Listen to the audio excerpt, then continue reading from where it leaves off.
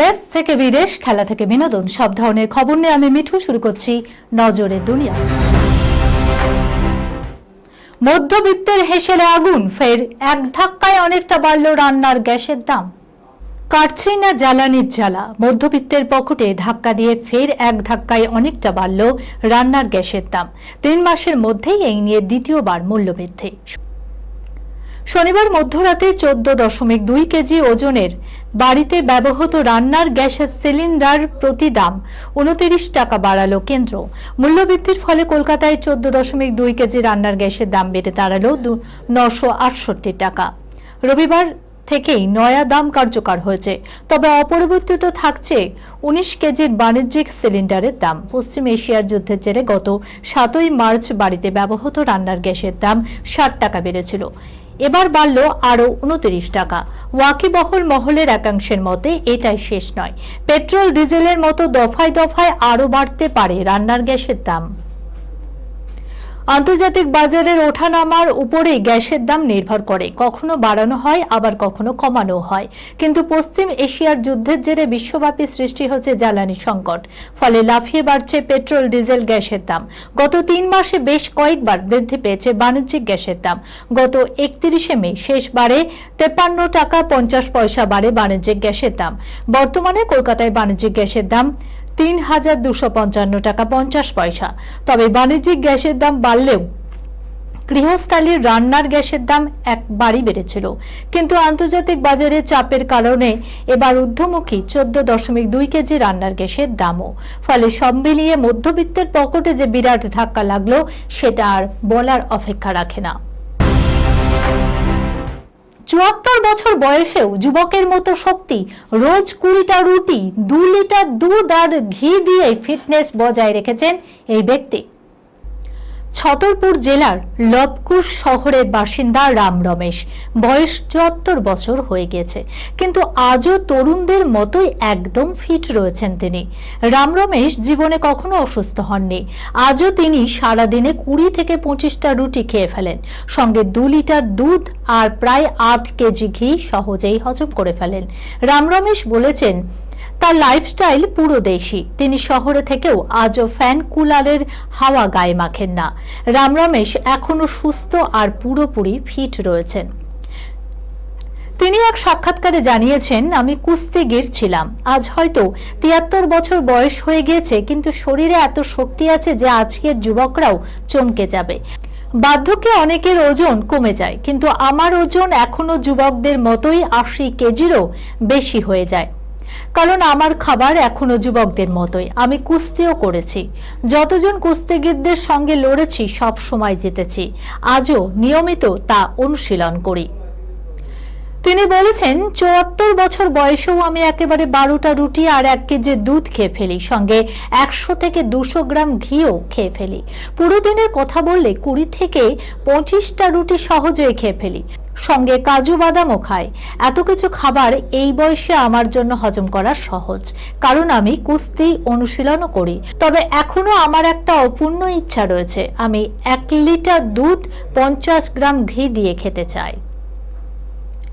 তিনি বলেছেন, 74 বছর চলছে, কিন্তু আজও শরীরে কোনো সমস্যা হয়নি, কোনো রোগও হয়নি। বছরে একবার ঠান্ডা জ্বর হয়, সেটা আলাদা কথা, কিন্তু সেটাও নিজে নিজেই বাড়িতে ওষুধ ছাড়া ঠিক হয়ে যায়।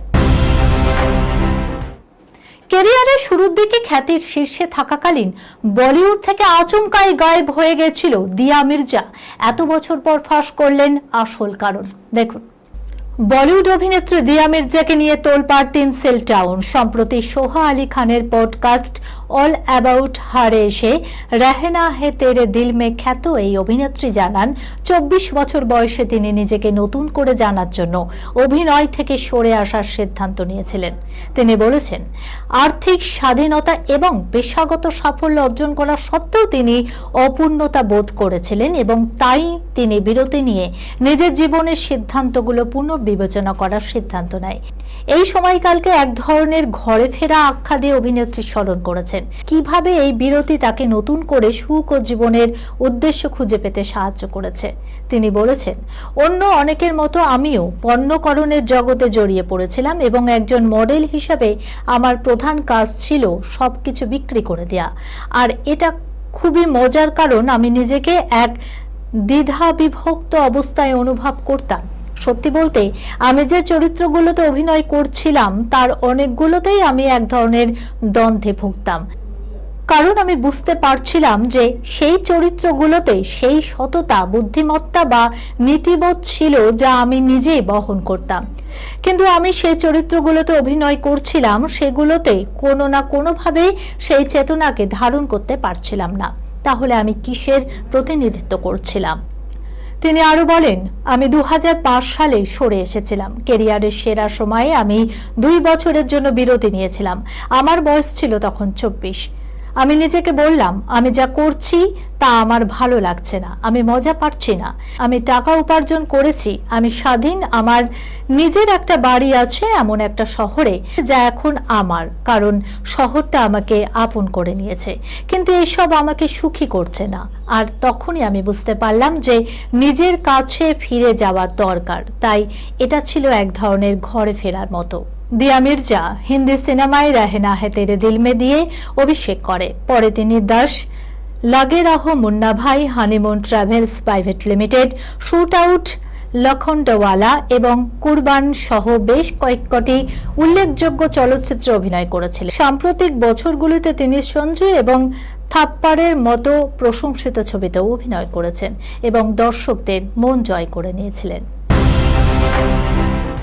প্রেমে বিচ্ছেদের পর আধ্যাত্মিকতার আশ্রমে তামান্না ভাটিয়া, মনের ক্ষতে প্রলেপ দিতে ধ্যানের মধ্যেই কি শান্তির খোঁজ?